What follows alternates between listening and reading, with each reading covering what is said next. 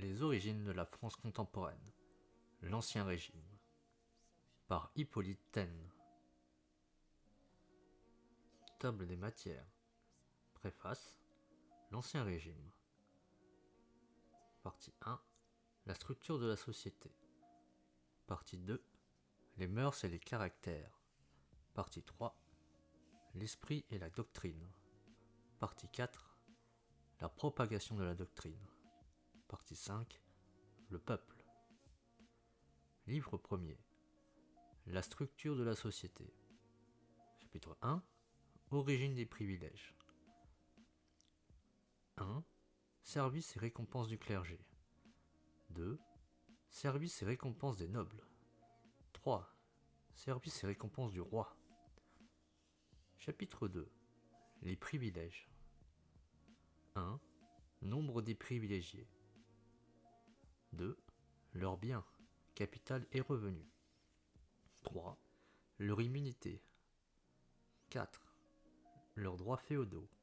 Ces avantages sont des débris de la souveraineté primitive. 5. Ils peuvent être justifiés par des services locaux et généraux. Chapitre 3. Services locaux que doivent les privilégiés. 1. Exemple en Allemagne et en Angleterre. Les privilégiés ne rendent pas ces services en France. 2. Seigneurs qui résident. Reste du bon esprit féodal. Ils ne sont point durs avec leurs tenanciers, mais ils n'ont plus le gouvernement local. Leur isolement, petitesse ou médiocrité de leur aisance, leurs dépenses, ils ne sont pas en état de remettre les redevances, sentiment des paysans à leur endroit. 3. Seigneurs qui ne résident pas, énormité de leur fortune et de leurs droits. Ayant des avantages plus grands, ils doivent de plus grands services. Raison de leur absence, effet de leur éloignement, apathie dans les provinces, état de leurs terres. Ils ne font pas l'aumône, misère de leurs tenanciers, exaction de leurs fermiers, exigence de leurs dettes, état de leur justice, effet de leurs droits de chasse, sentiment des paysans à leur endroit. Chapitre 4.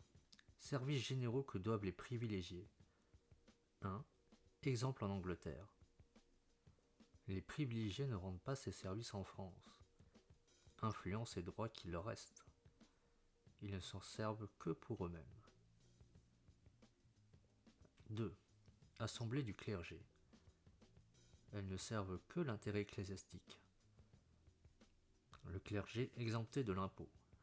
Sollicitation de ses agents. Son zèle contre les protestants. 3. Influence des nobles. Règlement en leur faveur. Préférence qu'ils obtiennent dans l'Église. Distribution des évêchés des abbayes. Préférence qu'ils obtiennent dans l'État. Gouvernement, office, sinécure, pension, gratification. Au lieu d'être utiles, ils sont à charge. 4. Isolement des chefs. Des subordonnés. La noblesse de province, les curés. 5. Le roi. Son privilège est le plus énorme de tous. Ayant accaparé tous les pouvoirs, il s'est chargé de toutes les fonctions. Pesanteur de cette tâche. Il s'y dérobe ou n'y suffit pas. Sécurité de sa conscience. La France est sa propriété. Comment il en abuse? La royauté, centre des abus. 6. Désorganisation latente de la France. Livre 2e. Les mœurs et les caractères. Chapitre 1. Principe des mœurs sous l'Ancien Régime. La cour et la vie de représentation. 1. Aspect physique et caractère moral de Versailles. 2. La maison du roi. Personnel et dépenses. Sa maison militaire, son écurie, sa vénerie, sa chapelle, sa faculté, sa bouche, sa chambre, sa garde-robe, ses bâtiments, son garde-meuble, ses voyages. 3. La société du roi. Officier de sa maison, de son salon. 4. Les occupations du roi. Lever, messe, dîner, promenade, chasse, souper, jeux, soirée. Il est toujours en représentation et en compagnie. 5. Divertissement des personnes royales et de la cour. Louis XV, Louis XVI. 6. Autre vie analogue. Prince et princesse, seigneurs de la cour, financiers et parvenus, ambassadeurs, ministres, gouverneurs, officiers généraux. 7. Prélats, seigneurs et petite noblesse en province. L'aristocratie féodale est devenue une société de salon. Chapitre 2. La vie de salon. 1. Elle n'est parfaite qu'en France. Raison tirée du caractère français. Raison tirée du ton de la cour en France. Cette vie devient de plus en plus agréable et absorbante. 2. Subordination des autres intérêts et devoirs. Indifférence aux affaires publiques. Elles ne sont qu'une matière à bon mot. Négligence dans les affaires privées. Désordre du ménage et abus de l'argent. 3. Divorce moral des époux. La galanterie. Séparation des parents et des enfants. L'éducation, ses lacunes et son objet. Ton des domestiques et des fournisseurs. L'empreinte mondaine est universelle. 4. Attrait de cette vie. Le savoir-vivre au XVIIIe siècle. Sa perfection et ses ressources. Autorité des femmes pour l'enseigner et le prescrire. 5. Le bonheur au XVIIIe siècle. Agrément du décor et de l'entourage. Oisiveté, passe-temps, badinage. 6. La gaieté au XVIIIe siècle. Ses causes et ses effets. Tolérance et licence. Bals, fêtes, chasse, festins, plaisirs. Liberté des magistrats et des prélats. 7. Principal divertissement, la comédie de société. Parade et excès. Chapitre 3. Inconvénients de la vie de salon. 1. Elle est artificielle et sèche. Retour à la nature et aux sentiments. 2. Trait final qui achève la physionomie du siècle, la sensibilité de salon. Date de son avènement. Ses symptômes dans l'art et la littérature. Son ascendant dans la vie privée. Ses affections, sa sincérité, sa délicatesse. 3. Insuffisance du caractère ainsi formé. Adapté à une situation, il n'est pas préparé pour la situation contraire. Lacune dans l'intelligence, lacune dans la volonté. Ce caractère est désarmé pour le savoir-vivre. Livre 3e. L'esprit et la doctrine. Chapitre 1. Composition de l'esprit révolutionnaire. Premier élément, l'acquis scientifique. 1.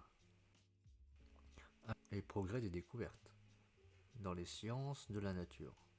Elles servent de point de départ aux nouveaux philosophes. 2. Changement du point de vue de la science de l'homme. Elles se détachent de la théologie et se soudent comme un prolongement aux sciences de la nature. 3. Transformation de l'histoire. Voltaire. La critique et les vues d'ensemble. Montesquieu.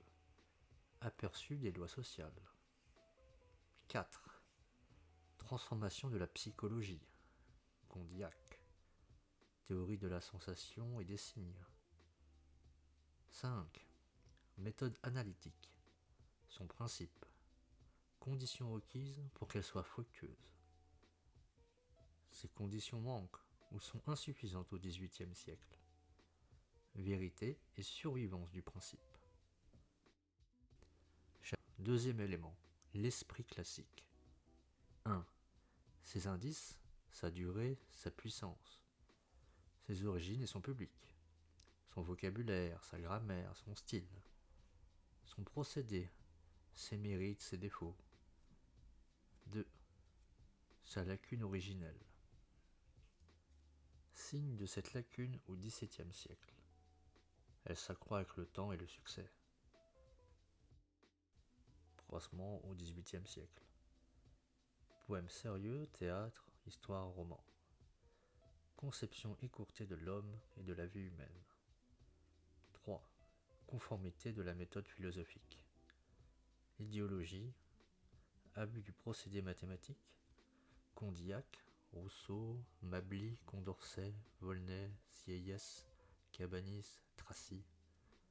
Excès des simplifications et témérité des constructions. Chapitre 3. Combinaison des deux éléments. 1. La doctrine, ses prétentions et son caractère. Autorité nouvelle de la raison dans le gouvernement des choses humaines. Jusqu'ici, ce gouvernement appartenait à la tradition. 2. Origine, nature et valeur du préjugé héréditaire. En quoi la coutume, la religion et les États sont légitimes. 3. La raison classique ne peut se mettre à ce point de vue. Les titres passés et présents de la tradition sont méconnus. La raison entreprend de la détruire. 4. Deux stades dans cette opération. Premier stade, Voltaire, Montesquieu, les déistes et les réformateurs. Ce qu'ils détruisent et ce qu'ils respectent. Deuxième stade, le retour à la nature. Diderot, d'Holbach et les matérialistes. Théorie de la matière vivante et de l'organisation spontanée. Morale de l'instinct animal et de l'intérêt bien entendu. 6. Rousseau et les spiritualistes. Bonté originelle de l'homme. Erreur de la civilisation. Injustice de la propriété et de la société. 7. Les enfants perdus du parti philosophique. Naigon, Sylvain Maréchal, Mably, Morelly. Discrédit complet de la tradition et des institutions qui en dérivent. Chapitre 4. Construction de la société future. 1. Méthode mathématique. Définition de l'homme abstrait. Contrat social. Indépendance et égalité des contractants. Tous seront égaux devant la loi et chacun aura une part dans la souveraineté. 2. Première conséquence. L'application de cette théorie est aisée. Motif de confiance, persuasion que l'homme est par essence raisonnable et bon. 3. Insuffisance et fragilité de la raison dans l'humanité. Insuffisance et rareté de la raison dans l'humanité. Rôle subalterne de la raison dans la conduite de l'homme. Haute et dangereuse. Nature et utilité du gouvernement. Nature et utilité du gouvernement. Par la théorie nouvelle, le gouvernement devient impossible. 4. Seconde conséquence. Par la théorie nouvelle, l'État devient despote. Précédent de cette théorie. La centralisation administrative. L'utopie des économistes. Nul droit antérieur n'est valable. Nulle association collatérale n'est tolérée. Aliénation des individus à la communauté.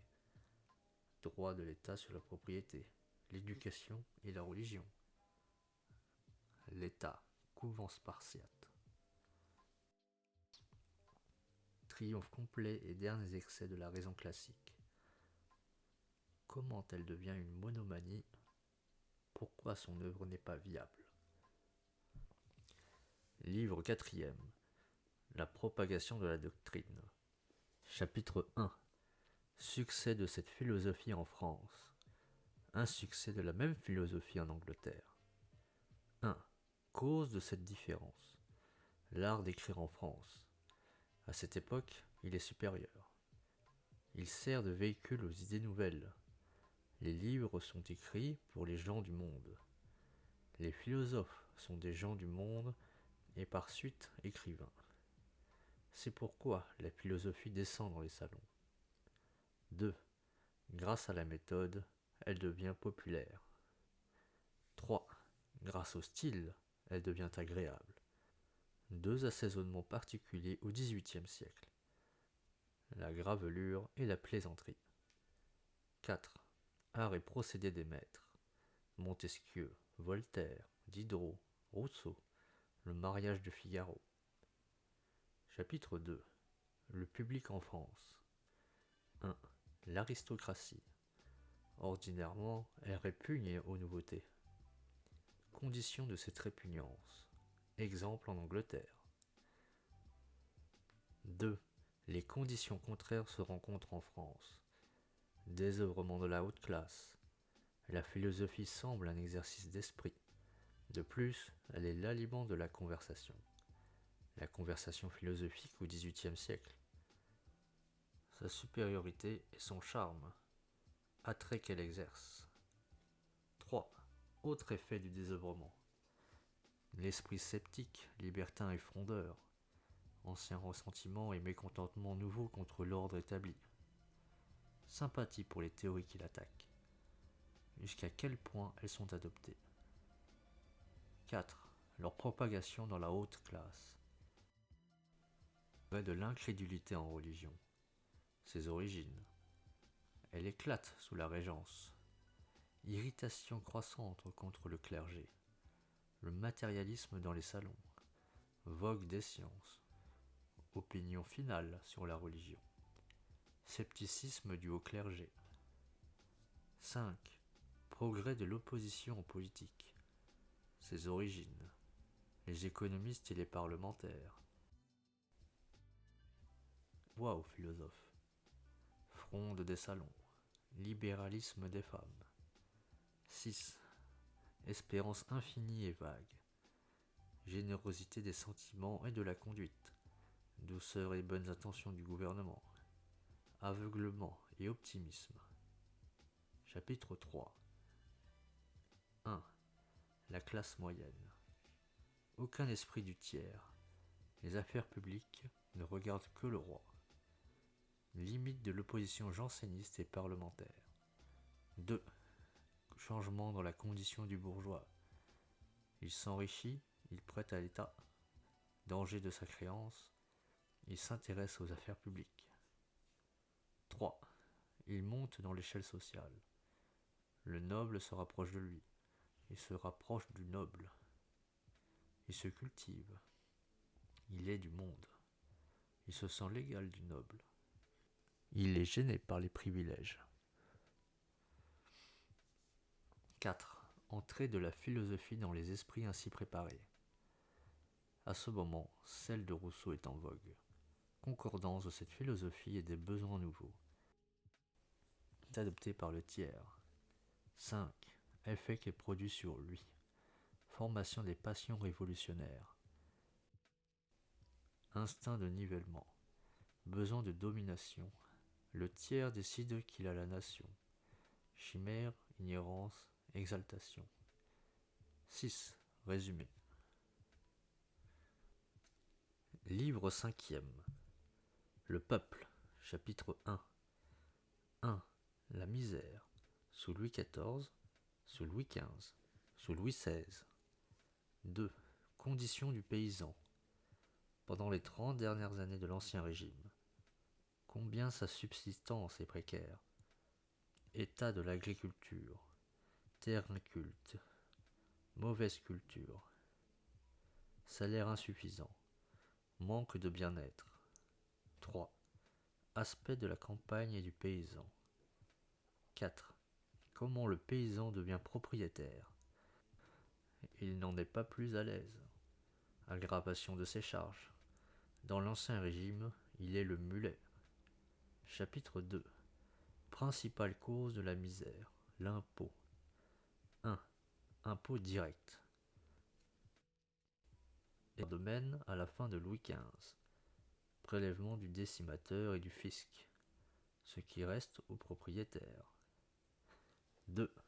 État de plusieurs provinces au moment de la Révolution. Taille, accessoires, capitation, 20e, impôt des corvées. Ce que chacune de ces taxes prélève sur le revenu, énormité du prélèvement total. 3.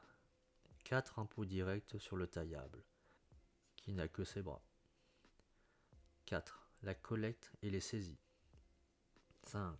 Impôts indirects, les gabelles et les aides. 6. Pourquoi l'impôt est si pesant? Les exemptions et les privilèges. 7. Aux villes, la charge retombe partout sur les plus pauvres. Plainte des cahiers. Chapitre 3. 1. État des cerveaux populaires. Incapacité mentale. Comment les idées se transforment en légendes. 2. Incapacité politique. Comment les nouvelles politiques et les actes du gouvernement sont interprétés. 3. Impulsion destructive. À quoi s'acharne la colère aveugle? Méfiance contre les chefs naturels. De suspects, ils deviennent haïs. Disposition du peuple en 1789. 4. Recrues et chefs d'émeutes. Braconniers, contrebandiers et fauçonniers. Bandits, mendiants et vagabonds. Apparition des brigands. Le peuple de Paris. Chapitre 4. La force armée se dissout. Comment l'armée est recrutée? Comment le soldat est traité? 2. L'organisation sociale est dissoute. Nul centre de ralliement. Inertie de la province. Ascendant de Paris. 3. Direction du courant. L'homme du peuple conduit par l'avocat. Les seuls pouvoirs survivants sont la théorie et les piques. Suicide de l'ancien régime. Chapitre 5. Résumé.